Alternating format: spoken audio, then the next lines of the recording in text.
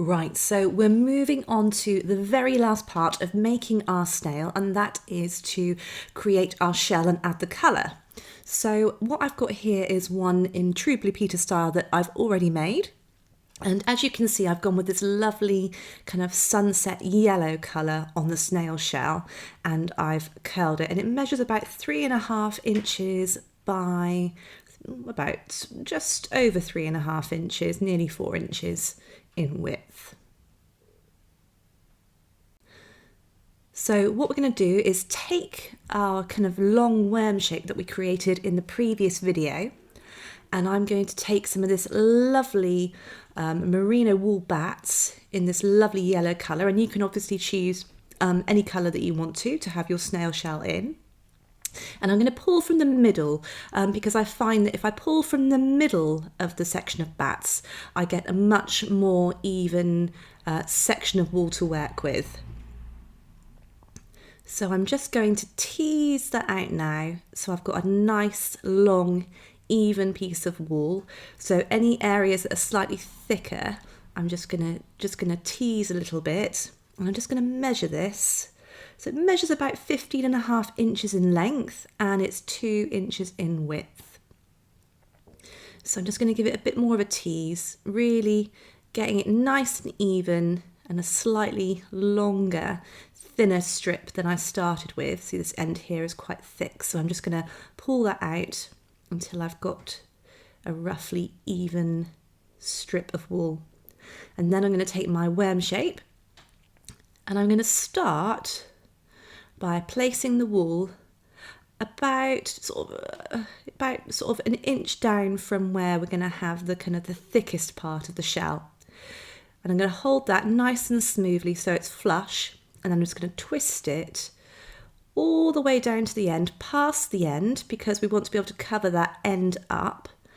So take it about 1 centimetre past the end, holding it nice and taut, then fold it back on itself again, and then start to fold this down the rest of this snail shape that we created earlier.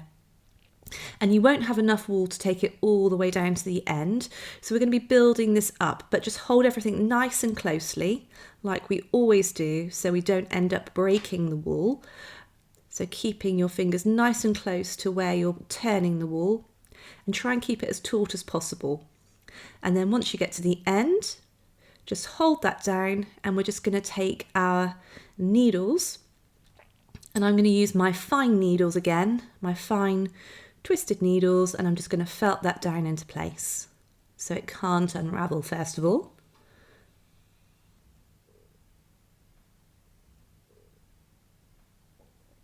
And then once that's felted down, I'm just going to go over the entire thing and get it all nicely integrated into the wool that we've already added. And on this end piece here, I'm just going to fold those ends over using my needles to just guide that wool over to the center part of the end, and just felt that down very carefully. Go careful because there is a wire in there, so be very careful as you do that. And I'm just going to speed things up for you, and we're just turning and ensuring that everything is nice and even now. We want to get a nice even finish on our shell. So again, looking for any looseness that you might be able to feel with your fingers. Very carefully taking our time on anywhere where we might have a wire, like the very end of our worm shape. And keep going until you've got a nice even felt like this. And then I'm going to take another section again from the middle of our wool bats, and I'm just going to pull that out again. I'm going to pull roughly the same size piece that we had earlier. Try to do it very carefully, keeping your fingers nice and close to the wool so you don't break off too short a piece, and just tease it out again.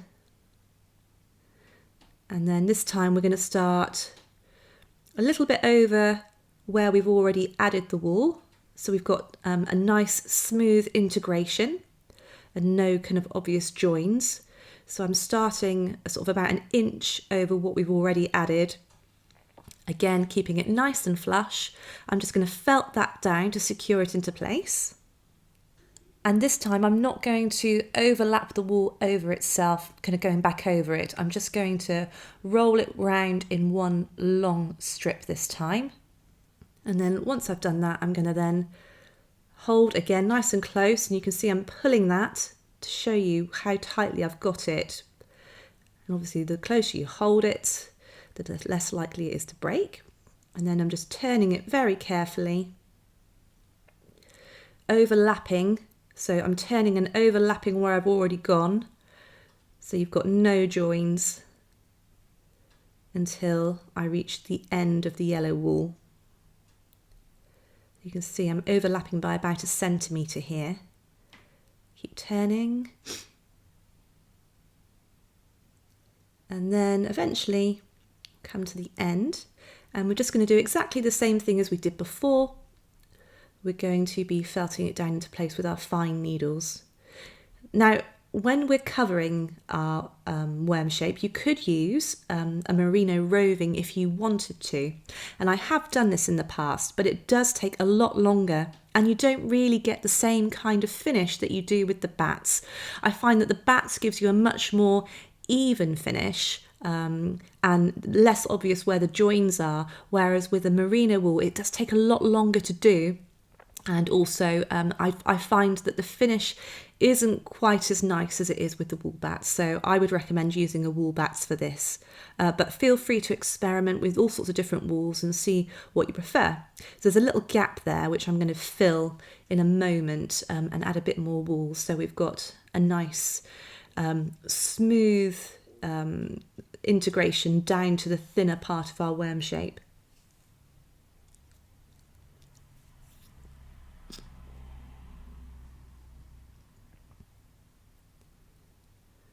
And just keep going, and then ensuring that you're felting down over that part that we've overlapped as well, so we haven't got any obvious joins. And you should be finished with something like this. And I'm just going to take another section of the wool and just place it where we had that gap. I'm just going to fold that over and then felt that down again with my fine needles. I think one fold of wool should be enough to smooth this out, but if you've got a larger gap, if you do have any gaps, then obviously go with your own judgment. Maybe just do a turn without felting anything into place, just so you can get an idea of how much wool you'll need to just get that smoother finish. So just making sure that that's all tacked down nice and firmly. And then I'm just going to turn that again all the way down to the end, going past the end again. So you want to go about 1 centimetre past the end like I have here. And then we're going to fold that in on itself in a moment. So we cover up the fox sheep wool that we were using for the worm shape initially. And if you wanted to, if you were, kind of very well off, you could just use this yellow wool bats. But I mean, you don't really need to, because it's a much more economical way of doing it by using a cheaper core wool in the middle and then covering with your nicer coloured wool. But there's nothing to say that if you wanted to, you couldn't just use the yellow wool, or whatever wool you want to use entirely over the pipe cleaner that we've used to create this. But I would recommend using a core wool, and that way it's kind of keeping the costs down for you, so that if you do decide to sell things, you've got a better margin when you're pricing your items. So again, I'm just kind of going over where I've already felted, ensuring, because sometimes you do get a little bit of looseness. And then what I'm going to do now is I've got this kind of like circular shape where I've felted the wool into the centre at the very end. So what I'm doing is I'm layering on top, pulling this small section of yellow wool, layering on top. So I've got this kind of thick section here. And I'm just going to place that on the end. I'm going to hold it down with my thumb and my forefinger, and then I'm just going to felt down into that centre part of the end of our worm shape using my fine needles again. And once that's tacked down, I can let go and I can just kind of work on just felting down the sides. And I find you do get a much smoother integration with the wool bats than with a merino. It hides a lot more sins.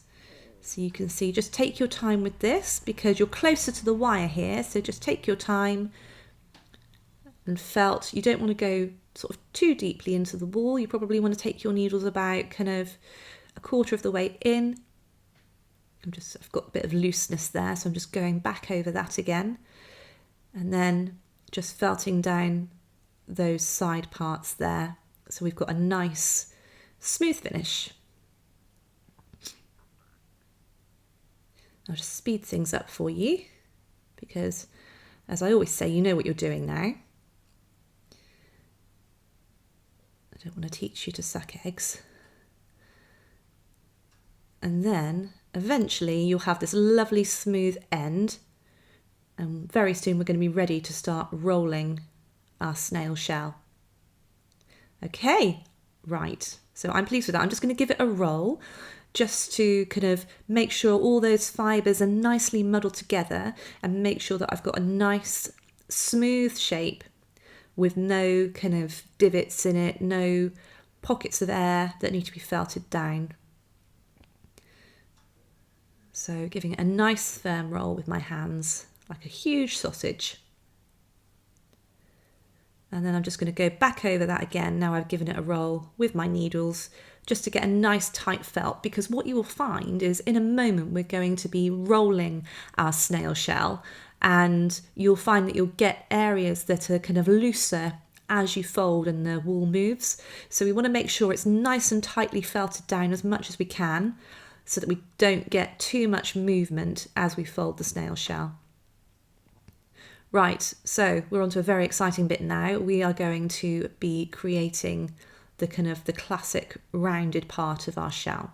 So we're going to start at the thickest end, and I'm using a Gorilla super glue. Don't use the orange Gorilla glue because that expands and it doesn't work for any kind of needle felting products really. So what I'm going to do first is I'm just going to kind of train it into how I want it to go. So I'm going to give it a good turn, manipulate it round. That looks pretty good. I'm going to give it a bit of a squeeze. And we're going to start at the thickest end, and I'm just folding that end into itself, and I'm going to place some of the glue on the very top half of the snail shell, and then I'm going to work it downwards. So we've got a good bond initially. So you don't need a lot of this glue, so don't go too mad, and whatever you do, do not get it on your fingers, because I can confirm that your fingers will stick together very quickly, and then it's a bit of a nightmare to try and unprise them. You've got to be super quick with it. So I'm just rolling that over where I've added the glue, and then I'm holding that down really firmly. I'm really pressing down here, and then I'm going to add some more glue along the length that we haven't folded over of the worm shape. So, and I'm going to do like this zigzag motion, so we're kind of getting as much contact with the glue and the wool as possible. And then once I've added that, I'm going to turn it again all the way down to where the glue is, holding that firmly in place. And then I'm going to take my glue again and do the same thing, do that zigzag shape. So the wool and the glue are getting lots of contact with each other.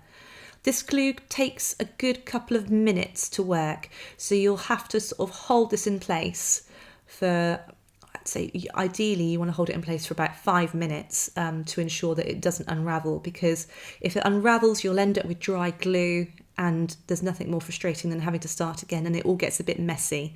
So I would just hold it for as long as you can bear without losing your mind, and that should be enough. So after a few minutes, your snail shell should be solid and all stuck together. It shouldn't unravel, and it should be a nice firm structure to then stick to your snail's body. So now let's position where we want this to go. So I'm going to place this so that the end, as you can see on the video, that's kind of the bit where it ends, I guess, the snail shell, that is on the base of our snail's body. It wouldn't look right to have it like that, so we want to have it this way, kind of in the downwards position. and I'm going to place it relatively close to the sort of the antennas where we placed the antennas earlier on. I'm just checking its position, and we're kind of going to manipulate the body of the snail to kind of really integrate it with the shell. So again, I'm just taking my glue and I'm doing that zigzag motion again. Not too far down. I'd say you want to go probably about 5 inches at the most. So you've got a relatively good amount of contact with the snail body, but not too much. And then you just want to hold that down in place for as long as you can again to ensure that everything is adhered to nice and solidly. And I'm squeezing it together with my hands. And then, voila! Your snail is complete. And I've added him onto a piece of old scaffolding board just to kind of present him, which I've glued down, but you could present him on anything you like, really. And he looks super effective. You could make him into a Christmas decoration, like I said before, but he's super cute and I'm sure he'll be a firm favourite with everyone.